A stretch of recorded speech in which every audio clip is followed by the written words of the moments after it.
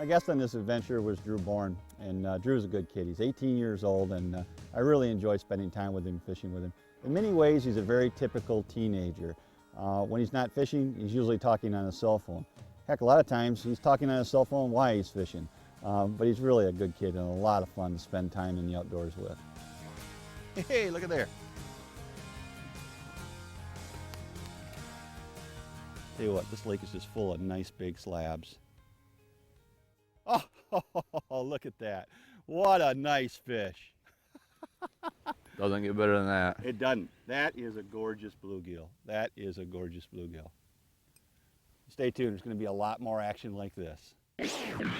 One of the tips I tell people about bluegill fishing is that, of course, first ice is a good time to get on these fish. And I think a lot of people recognize that and know that.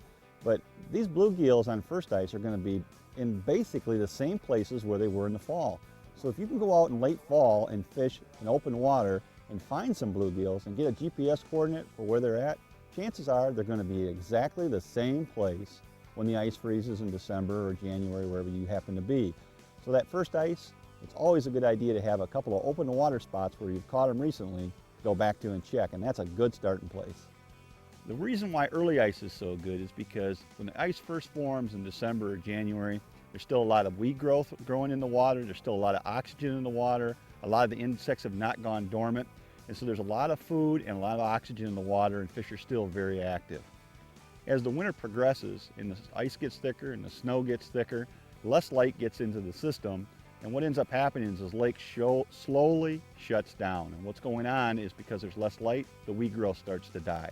As weeds die, they actually give off carbon dioxide in the water, and that actually is as a disadvantage. Instead of them producing oxygen, now they're producing a poison that fish can't breathe. So late in the winter, fish become a little more lethargic. There's no doubt about it. There's less oxygen in the water as a result of that. Now you get to the end of winter, March, April some places, depends on where you happen to live, what latitude you live at, the days start getting longer. We start having more sunlight. Usually we get a little rain that time of year and it'll melt some of the snow off the ice. So now light can penetrate through the ice and actually get down to the bottom of the lake and start to warm up the bottom. Weed growth actually starts even under the ice, believe it or not, and the insect life starts to come back as well.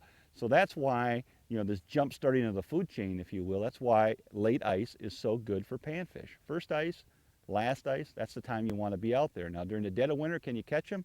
Sure, you can catch them, but it's a lot more difficult to get the good fish and to get lots of fish.